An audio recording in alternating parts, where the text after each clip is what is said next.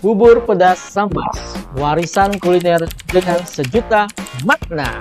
Hai jantan betina, dalam setiap sendokan bubur pedas sambas tersembunyi sejarah panjang yang berawal dari dapur istana hingga menjadi simbol persatuan masyarakat di masa penjajahan.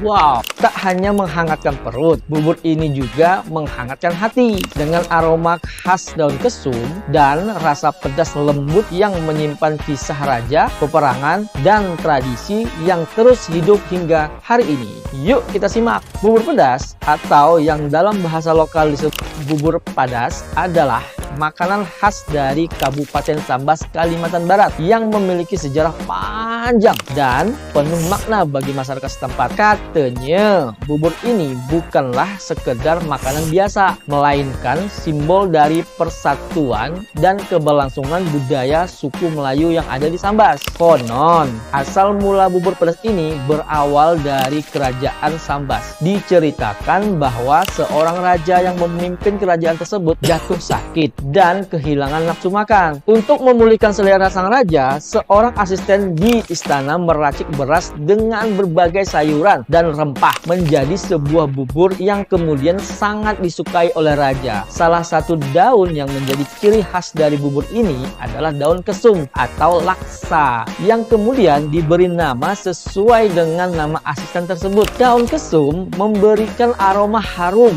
dan rasa pedas yang lembut pada bubur ini, menjadikannya lebih unik dan khas. Katanya bubur pedas ini dahulunya hanya disajikan dalam acara-acara kerajaan atau upacara adat yang sangat sakral. Bahkan pada masa penjajahan, bubur pedas menjadi makanan alternatif bagi masyarakat Sambas untuk menghemat biaya ketika persediaan makanan menipis. Dengan bahan-bahan yang sederhana seperti beras ditumbuk, sayur-sayuran seperti kangkung, pakis, serta rempah-rempah, bubur ini dapat dibuat tanpa mengeluarkan banyak biaya, namun tetap mengandung gizi yang tinggi. Menariknya, meskipun disebut bubur pedas, rasa pedas yang ada dalam makanan ini tidak berasal dari cabai loh, melainkan dari lada yang telah disangrai. Ini menciptakan rasa pedas yang tidak terlalu kuat tetapi cukup untuk memberikan sensasi hangat di lidah. Di era modern, bubur pedas tidak lagi menjadi makanan eksklusif kerajaan. Bubur ini kini dapat dinikmati oleh siapa saja, baik di Kalimantan Barat maupun di luar daerah tersebut, bahkan hingga ke negara tetangga seperti